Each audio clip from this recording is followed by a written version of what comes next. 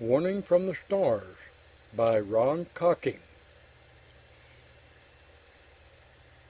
Recording by R.J. Davis. Warning from the Stars by Ron Cocking. Don't believe in flying saucers? Neither do we. But that doesn't necessarily mean that there are no other way for Earth to get its last warning from the stars by Ron Cocking. It was a beautiful machine container, shaped like a 2-pound chocolate candy box, the color and texture of lead. The cover fitted so accurately that it was difficult to see where it met the lip on the base. Yet, when Forrester lifted the container from the desk in the security guard's office, he almost hit himself in the face with it. So light was it. He read the words clumsily etched by hand into the top surface with some sharp instrument. To be opened only by Dr. Richard Forrester, Assistant Director, Air Force Spatial Research Center, Petersport, Maryland. Caution: open not later than 24 hours after receipt. Do not open in atmosphere less than equivalent of 65,000 feet above MSL. He turned the container over and over. It bore no other markings, no express label or stamps, no file or reference number, no return address. It was superbly machined, he saw. Tentatively, he pulled at the container cover. It was as firm as if it had been welded on. But then, if the cover had been closed in the thin atmosphere of 65,000 feet, it would be held on by the terrific pressure of a column of air 12 miles high. Forrester looked up at the burly guard. "Who left this here?" "Your guess is as good as mine, sir." The man's voice was as close to insolence as the difference in status would allow, and Forrester bristled. "I just clocked in an hour ago. There was a thick fog came on all of a sudden, and there was a bit of confusion when we were changing over. They didn't say anything about the bucks when I relieved." "Fog?" Forrester queried. "How could fog form on a warm morning like this?" "You're the scientist, sir. You tell me." "Went as fast as it came." "Well, it looks like very sloppy security. The contents of this thing must most certainly be classified. Give me the book. I'll sign for it. I'll phone you the file number when I find the covering instructions." Forrester was a nervous, over-conscientious little man, and his day was already ruined, because any departure from strict administrative routine worried and upset him. Only in his field of aviation medicine did he feel confident, secure. He knew that around the center they contemptuously called him Lilliput. The younger researchers were constantly trying to think up new ways to play jokes on him and annoy him. Crawley Preston, the research center's director and his chief, had been summoned to Washington the night before. Forrester wished fervently that he was around to deal with this matter. Now that relations between East and West had reached a snapping point, the slightest deviation from security regulations usually meant a full-scale inquiry. He signed for the container and carried it out to the car, still seething impotently over the guard's insolence. He placed it beside him on the front seat of his car and drove up to the building which housed part of the labs and also his office. He climbed out. Then, as he slammed the door, he happened to glance into the car again. The seat covers were made of plastic in a maroon and blue plaid pattern, but where the box had rested, there was a dirty gray rectangular patch that hadn't been there before. Forrester stared, then opened the door again. He rubbed his fingers over the discolored spot. It felt no different than the rest of the fabric. Then he placed the box over the area. It fitted perfectly. He flopped down on the seat, his legs dangling out of the car, fighting down a sudden irrational wave of panic. He pushed the container to the other end of the seat.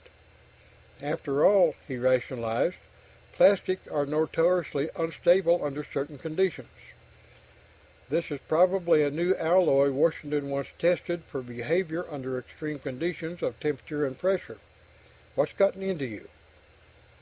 He took a deep breath, picked up the box again.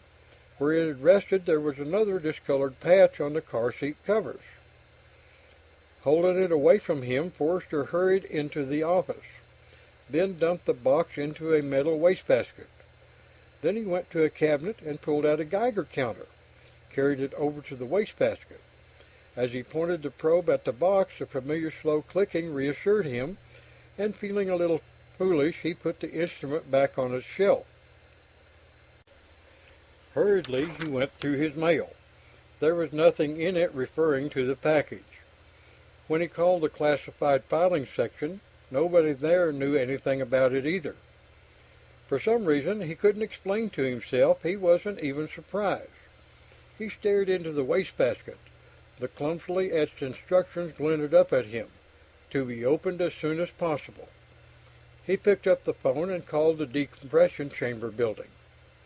There was no valid reason why he should have been self-conscious as he talked to the lab attendant in charge of the decompression tank. He used it a dozen times a month for tests and experiments, yet when he gave his instructions, his voice was labored and strained. Some genius in Washington sent this thing down without any covering instructions, but it has to be opened in a hurry in a thin atmosphere. I'd like you to stay on the intercom for a while in case it blows up in my face or something. He tried to laugh, but all that came out was a croak. The attendant nodded indifferently, then helped Forrester into the helmet of his pressure suit. He climbed up the steps into the chamber, pulling the airtight door shut behind him. He placed the box on the desk in front of the instrument panel, then turned back to push the door clamps into place. For the first time in the hundreds of hours he'd spent in the tank, he knew the meaning of claustrophobia. Mechanically, he plugged in his intercom and airlines, went through the other routine checks before ascent, tested communications with the lab attendant, then flicked the exhaust motor switch. Now there was little to do except wait. He stared at the box. In the artificial light, it seemed full of hidden menace, a knowing aliveness of its own. Forrester shrugged his shoulders impatiently, as though to throw off the vague blanket of uneasiness that was settling around him. So somebody had forgotten to send a covering message with the container. Or else it had been mislaid. That could happen. Although with security routine as strict as it was, the possibility was remote. All the same, it could happen. After all, what other explanation was there? What was it he was afraid of? There was something about it. He glanced at the altimeter. The needle showed only 10,000 feet and seemed to be crawling around the dial. He resolved not to look at it for 3 minutes by the clock on the panel. When he checked the altimeter again, it registered just over 30,000 feet. Not even halfway yet. As the pressure in the tank decreased, he began to be conscious of the need for reverse breathing, and he concentrated on using his tongue to check the flow of air into his lungs, then used the thoracic muscles to exhale against the higher pressure inside the suit. Time seemed to be passing in microseconds. 25,000 feet, 30,000, 40,000, 50,000. At 62,500, he gently tested the cover of the container again. It lifted. As the altimeter needle flickered on the 65,000-foot mark, he cut the exhaust motor and picked up the box. The cover slipped off easily. His feeling of anticlimax was almost ludicrous. As he looked in, all the box contained was a flattened roll of some grayish material. He took it out. Despite its comparative bulk, it was feather light. It had the appearance of metal, but was as porous and pliable as a good grade of bond paper. He could not feel its texture through his heavy gloves. He took a good look. It was new, all right. No doubt Worsted wanted some tests run on it, although without covering instructions and data, this trip was wasted. But some heads would roll when he reported back on the way the container had been shipped in. He started to unroll the material to get a better look at it. Then he saw that it was covered with cramped, closely spaced handwriting in a purplish ink. Handwriting that was elusively familiar. Then he read the words written in neat capitals at the top. The name of the man with the familiar handwriting. And fear came back, clamped cold fingers around his throat. James Rawdon Bentley. Dear Dick, the writing went on, take a large economy-sized grip on yourself. I know this is going to sound like a voice from the dead, but I'm very much alive and kicking. In the best of health, in fact. The writing blurred, and instinctively Forrester put his fist up to rub his eyes, only to meet the hard plastic of his helmet visor. James Rawdon Bentley. It was January 18, 1951, 3 years ago, and the jagged line of the Australian coast stretched like a small-scale map to the black curve of the horizon. From the converted bomber that was his flying lab, Forrester could see the other American observation plane cruising on a parallel course, about half a mile away, and beyond it, downwind, the fringe of the bellowing cloud dome of the super-secret British thermonuclear shop. Then suddenly Bentley's voice from the other plane was crackling over the earphones, sharp and urgent. Our Geigers and scintillometers are going crazy. We're getting out of here. There's something coming inside. A light. Silence. Forrester watched in helpless horror as the other ship dipped a silver wing, then nosed down ever so slowly. It seemed down, down, in a dive that seemed to take hours as Forrester's plane tracked it, ending in a tiny splash like a pebble being thrown into a pond. Then the grimly beautiful iridescence of oil and gasoline spreading across the glassy waters of the Timor Sea. No parachutes had opened on the long journey down. An Australian air-sea rescue launch and helicopter were at the scene of the crash in minutes, but neither bodies nor survivors had been found, then or later. Everything okay, Dr. Forrester? Yes, he said hoarsely. Yes, everything's okay, just routine. Forrester focused his eyes on the writing again. There was no doubt at all that it was Bentley's. They had roomed and studied together for 4 years at MIT, and then there had been a couple of years postgraduate work after that. During all that time, they had used each other's notes constantly. But Bentley was dead. Forrester read on, stunned. First, you want to know what happened over the Timor Sea after the shot. Put very simply, I, the rest of the technicians and the crew of the B-29 were transshipped to another vehicle, without any damage to ourselves. How? I'm not allowed to explain at this stage. Actually, they only wanted me, but it wasn't feasible to collect me and leave the rest behind, so they're all here, safe and well. Who are they, and where am I? The second question I can't answer, not allowed to.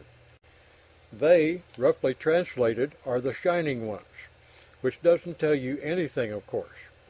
Briefly, they're a couple of light years ahead of Earth in evolution, mentally, morally, and physically, although I use the last word loosely. Too bad that English is a commercial language. It's so hard to discuss really abstract ideas. Why am I here? The whole reason for this message is wrapped up in the answer to that. As you probably know, Project Longfall, which I was heading up, was delayed about a year due to my removal. That was the sole purpose, although I and the rest of us are getting special instruction to keep us occupied. About the same time, they also took several other key people from Britain, Russia, and the United States. Others were already here.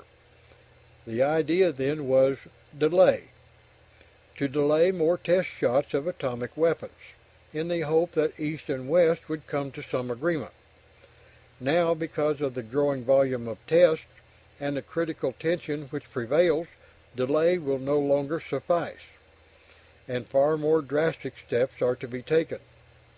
I wish you could be here for only a few minutes to see what happens after a multi-megaton thermonuclear test shot is set off on Earth. I can't describe it in terms which would have any relation to your present knowledge of physics.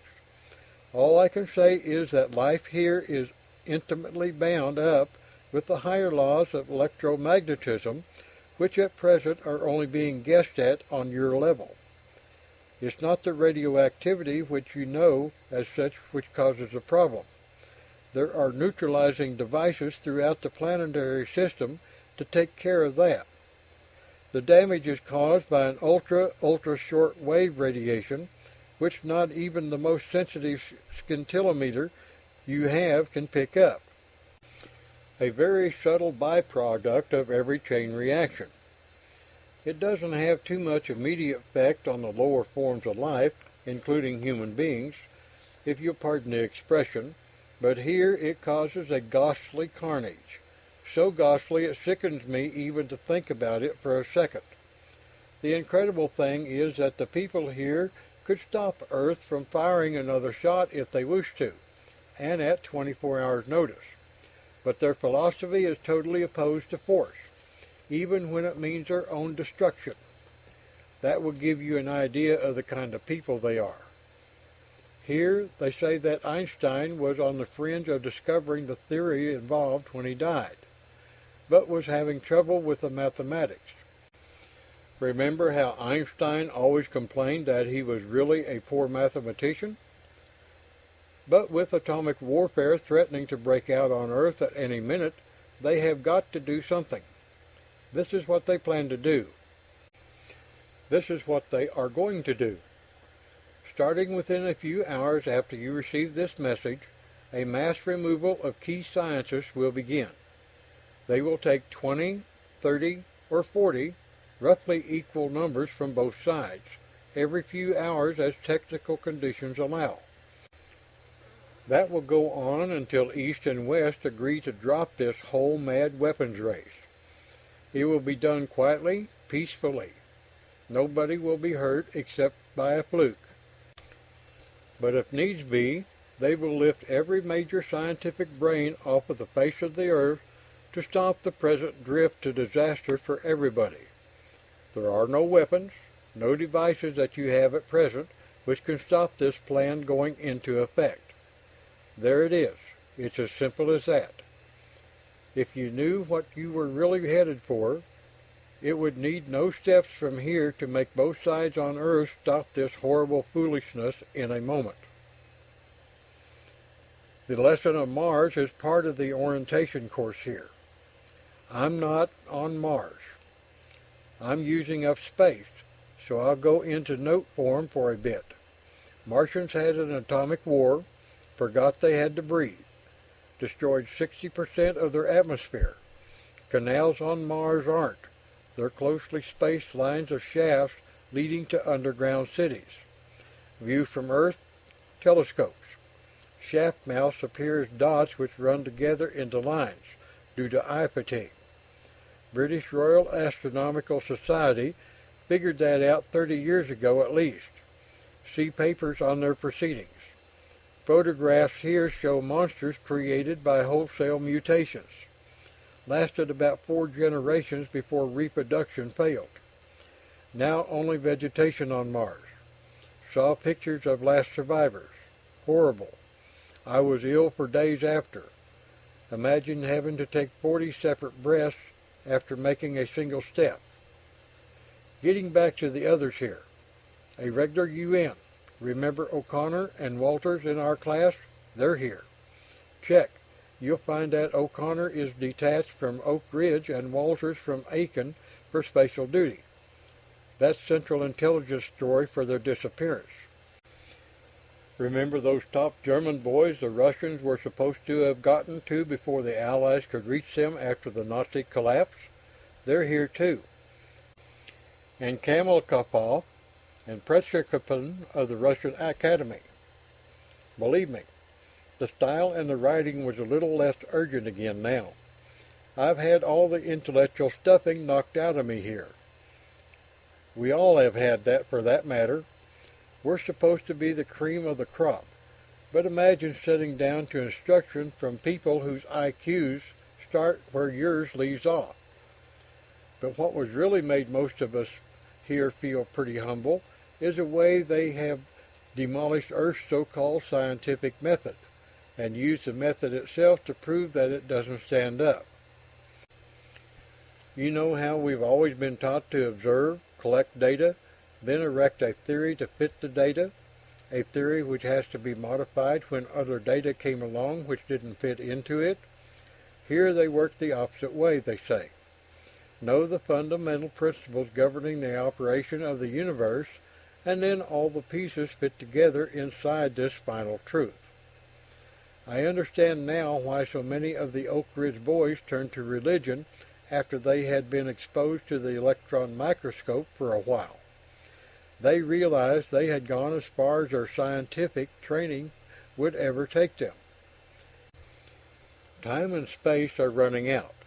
I know all this must sound confused and incredible, Dick. I'm still confused myself. But I want you to think about what I've written, then take the action you think best. I know it won't be easy for you. If you think this is some maniac's idea of a joke, you'll have proof very soon that it isn't, because one of the people at your center is due to leave for here any time now. You're wondering why I use this weird and wonderful means of communication. The problem was to find a writing material which would stand up in Earth's atmosphere, oddly enough. It's not the oxygen which causes the trouble, but the so-called inert nitrogen. The container will probably not disintegrate for a couple of days at sea level atmospheric pressure, but this material I'm writing on would not last more than a few seconds. That's one reason they picked you. Most people just don't have a spare decompression chamber up in the attic.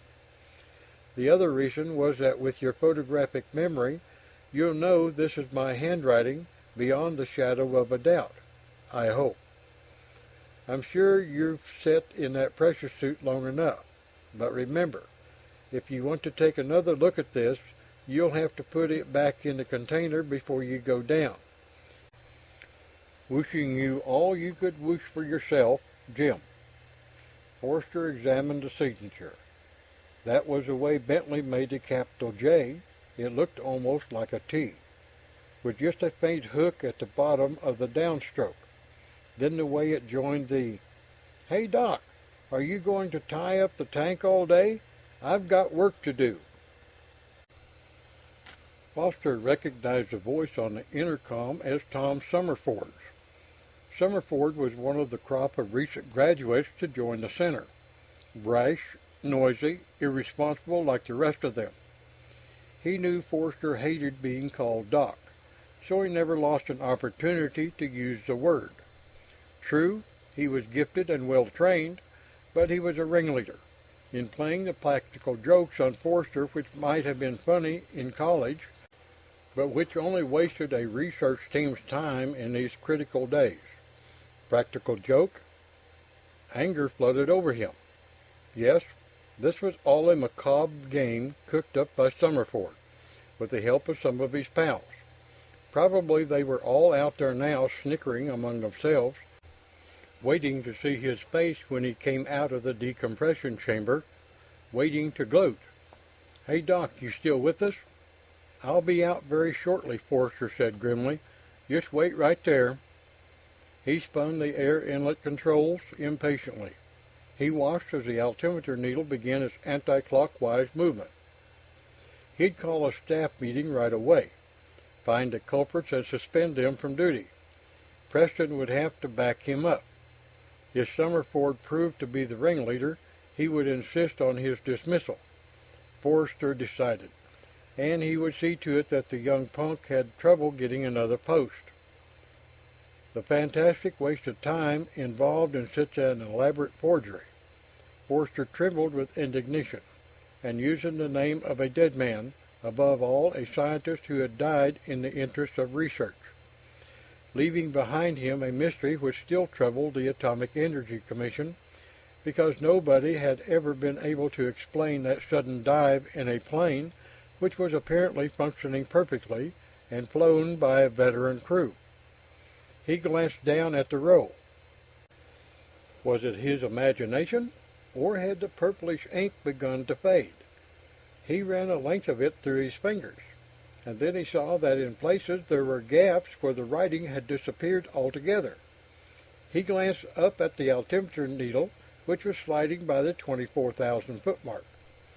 He looked back at his hands again, just in time to see the roll part in two places, leaving only the narrow strip he held between his gloved fingers. He put the strip on the desk, and bent clumsily in his suit to retrieve the other pieces from the floor. But wherever he grabbed it, it fell apart. Now it seemed to be melting before his eyes. In a few seconds there was nothing. He straightened up. The strip he had left on the desk had disappeared too. No ash, no residue, nothing. His thought processes seemed to freeze. He glanced mechanically at the altimeter. It read 2,500 feet. He grabbed at the two pieces of the container. They still felt as rigid as ever. He fitted them together carefully, gaining a crumb of security from the act. He realized vaguely that the altimeter needle was resting on zero, but he had no idea how long he had been sitting there, trying to find a thread of logic in the confused welter of thoughts, when he heard the scrape of metal on metal, as somebody wrestled with the door clamps from the outside. He was certain of only one thing. His memory told him that the signature that was no longer a signature had been written by Jim Rawdon, who couldn't possibly have survived that crash into the Tamar Sea. From behind, somebody was fumbling with his helmet connections. Then fresh air and familiar sounds rushed in on him as the helmet was taken away. Summerford's thin, intelligent face was opposite his. "Doc, are you all right?" he was asking sharply. For once there was no superciliousness in his voice. "I'm fine," Forster said heavily. I've got a headache. Stayed in here too long, I suppose." "What's in the box?" Summerford asked. The way he asked told Forster at once that the youngster knew nothing about it. Just some half-baked idea out of the Pentagon. Some colonel trying to justify his existence." He clutched the box to him as though Summerford might try to take it away. "The tank's all yours." He turned and clambered out of the chamber. He put the box down on the concrete floor and climbed out of the pressure suit, watching the box all the time. It seemed to gleam up at him as though it had eyes, full of silent menace. He realized vaguely that Summerford was standing in front of him again, looking anxious. "Are you quite sure you're okay?" "I'm fine," Forster said, hardly recognizing his own voice. He picked up the box and stumbled out, heading for his office. When he walked in, his secretary was answering the line fitted with a scrambler, which connected directly with the Pentagon. "General Morganson," she said, handing him the receiver. Forster took the receiver, sat down at his desk, and took a deep breath, fighting hard to regain his self-control. "Forster," he said into the mouthpiece when the office door closed behind the girl. "Forster, what the dickens has happened to Preston? My driver met the train here this morning, but there was no sign of him. But the Pullman porter checked him in last night, and we found all his gear and papers in his compartment." "He left here in plenty of time to catch the train, General," Forster heard himself say. "He took the train to get a night's rest." He realized how irrelevant the last statement was only after he had made it. The general was talking again. "Important meeting with the Joint Chiefs. Whole briefing team was being held up. he had reported it to the CIA as a precautionary measure. Forrester could see the words on the roll that wasn't, as though they were engraved on his eye retinas. As a beginning, and to prove this isn't just a bit of hocus pocus, one of the people at your center is due to leave for here any time now. General, Forrester broke in hoarsely, I've got some very important information which you must have. I'll leave by heliplane right away. He replaced the phone receiver in its cradle, wondering how convincing he would be able to make his story.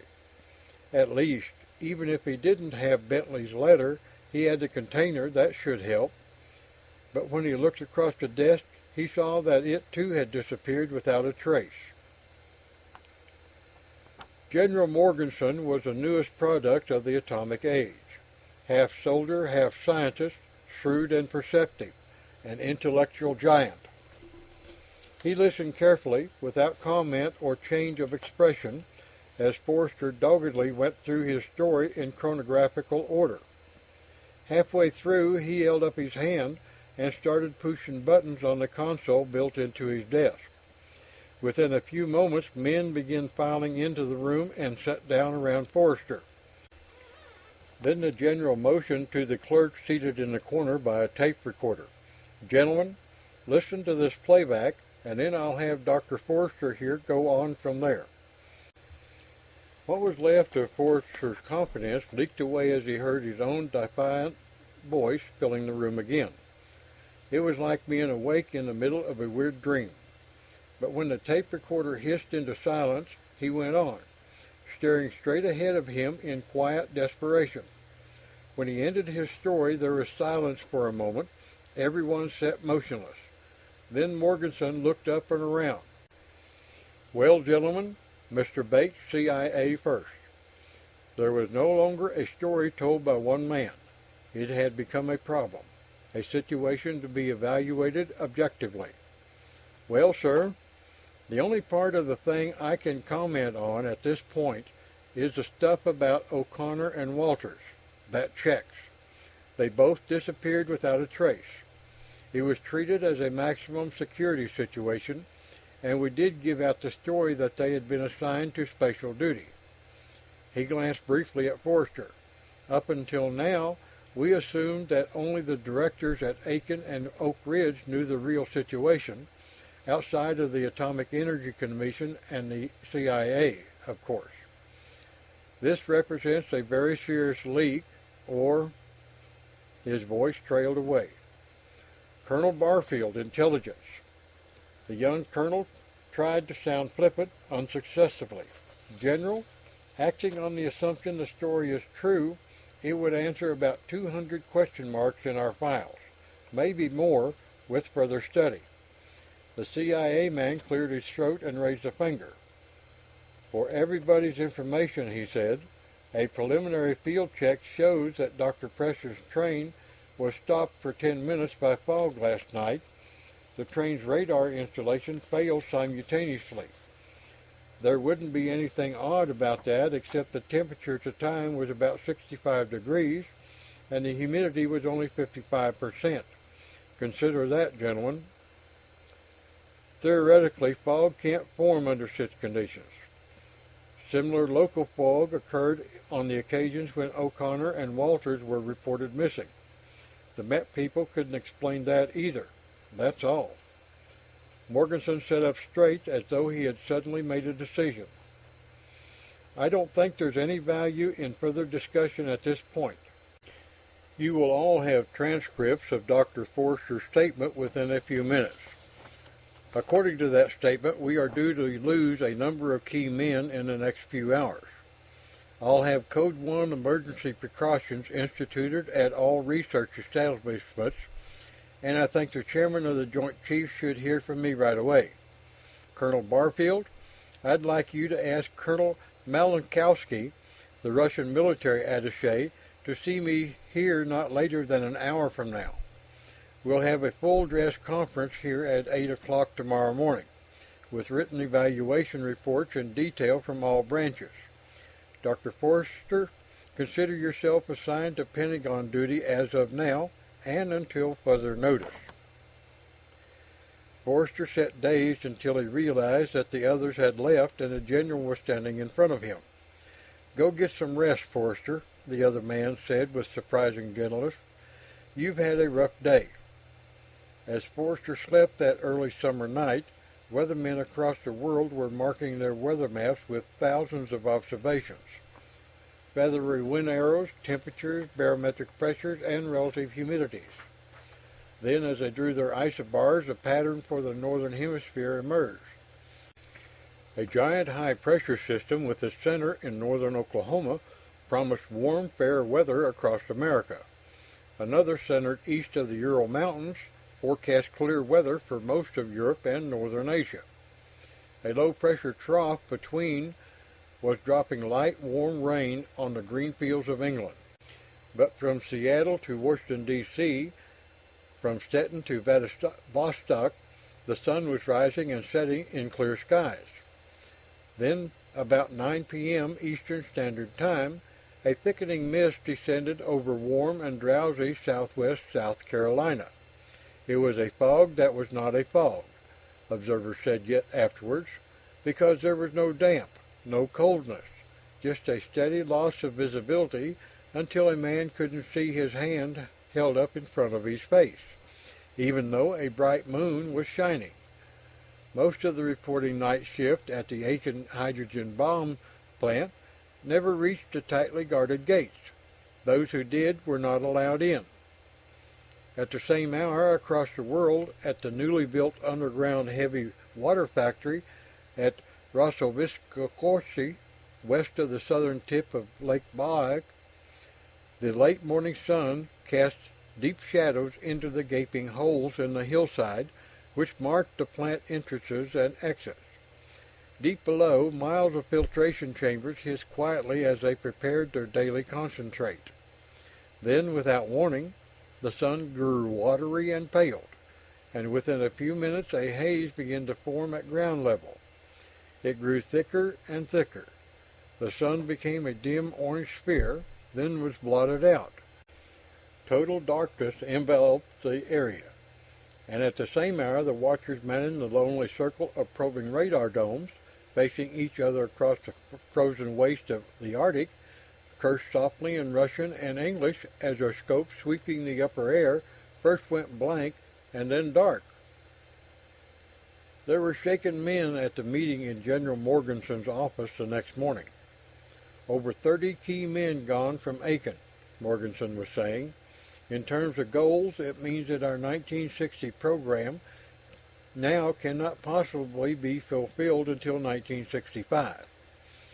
If the situation develops as forecast in Dr. Forrester's statement, our entire nuclear weapons program will grind to a halt within 2 weeks. If we drain men from the civilian research, it will cause a total breakdown in the civilian atomic power production program. As you all know, the nation's entire economic expansion program is based on the availability of that power. Without it, industry will be forced into a deep freeze. That in turn means we might as well run up a white flag on the White House lawn." He smiled thinly. "I would be a lot more worried than I am, except we have the first indications that the other side is in the same boat. I broke every regulation in the book last night when I talked to Malachowski. I took the liberty of warning him on the basis that there was nothing to lose. His reaction then was that it was all a Wall Street capitalist plot, psychological warfare, he called it. He phoned me an hour ago, sounded as though he had just seen a ghost. He said the Russian ambassador had asked for an appointment with the Secretary of State this morning."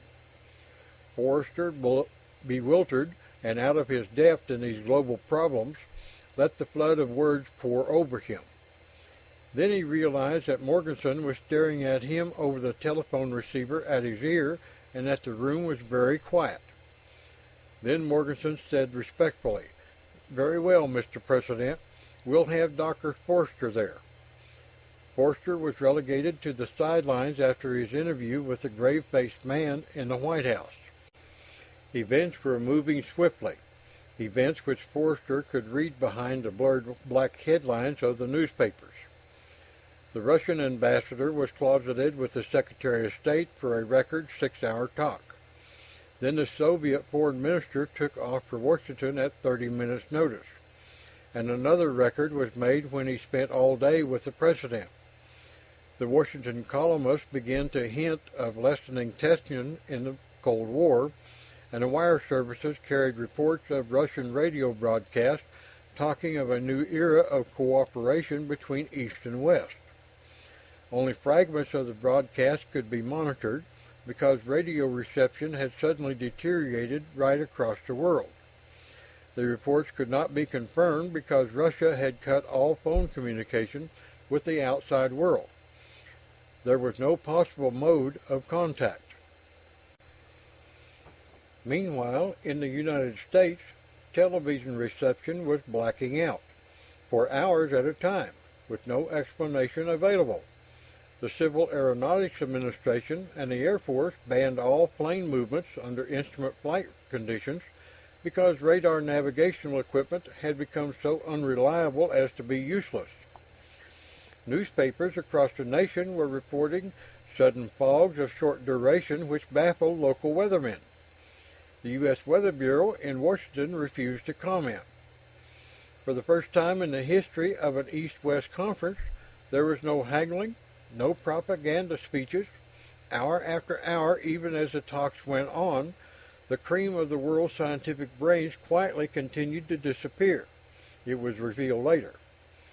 In 3 days, the major powers accomplished what they had failed to do in the previous 15 years. Just 4 days and 21 hours after Forster had first talked to General Morganson at the Pentagon, a treaty was signed ending the world atomic weapons race. And it had all happened, was over and done, before the people of the globe could realize what was happening, before they could rise in mass panic in the face of the incredible unknown. Almost immediately after the announcement, radio and radar communications suddenly returned to normal, and reports of the mysterious fog ceased. Back at the center, as he walked down the floodlit ramp of the heliport towards his car, Forster found himself thinking of the experimental work on the dream state which he had performed as a graduate student. He knew that a dream which might take half an hour to recount took only a fraction of a second to occur in the subconscious of the sleeper as he awoke. It was the same way with the events of the last 5 days. Already details were becoming fuzzy and blurred as though they had happened 5 years ago. He opened the car door, and the soft glow of the dome light filled the interior. Then he saw again the neat rectangular discoloration on the seat covers, and the jolt back to reality was almost a physical thing. Relief, overwhelming, flooded over him. He looked up into the indigo velvet sky. Above him was the enormous triangle formed by Deneb, Vega, and Altair. Framed within it were 1,000 other dimmer stars, but all he knew far, far bigger than the speck of solidified gases called Earth. Somewhere out there, living, thinking, breathing, was Bentley. "Good night," Forster said out loud, and somehow he was sure he wasn't talking into thin air. This concludes the reading of Warning from the Stars by Ron Cocking.